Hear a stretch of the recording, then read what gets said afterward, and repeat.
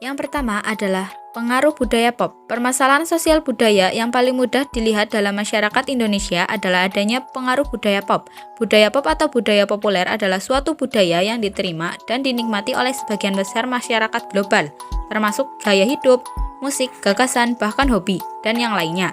Karena adanya globalisasi, teknologi semakin meningkat, termasuk juga peran media massa, di mana media massalah yang berperan besar dalam penyebaran budaya pop tersebut.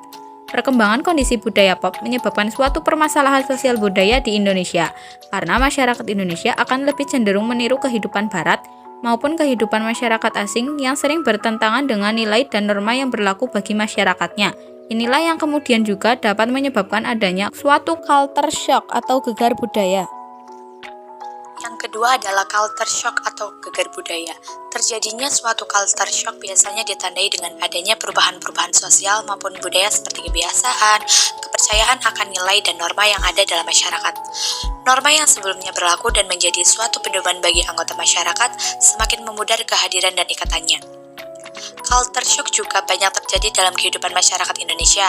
Sebagai contoh, seperti adanya permasalahan sosial budaya yang menyangkut kehidupan anak dan orang tua. Salah satunya, memudarnya kebiasaan memberi salam dan mencium tangan orang tua ketika bepergian maupun meminta restu.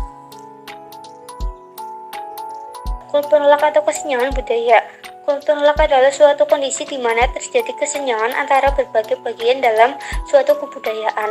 Hal ini disebabkan perubahan pada suatu bidang tidak diimbangi perubahan pada bidang lainnya. Perubahan suatu nilai atau norma yang berlaku dalam masyarakat untuk dijadikan suatu pedoman hidup anggotanya. Juga berkemungkinan menyebabkan suatu pelanggaran terhadap norma atau aturan hingga hukum yang berlaku. Perubahan kebiasaan yang dianut oleh anggota masyarakat mengarahkan mereka mengenai perbedaan gagasan atau pola pikir yang berbeda.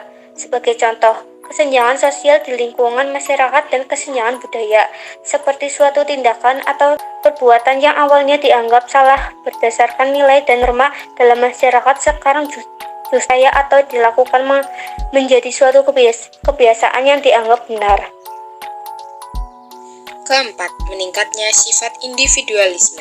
Semakin berkembangnya zaman, maka semakin berkembangnya pula sifat individualisme dalam masyarakat. Hal ini karena setiap orang pasti menginginkan kehidupan yang lebih baik dari yang lainnya. Keadaan ini justru dapat menimbulkan permasalahan sosial budaya yang lebih berat, seperti konflik antar individu, persaingan tidak sehat, kecemburuan sosial, dan sebagainya.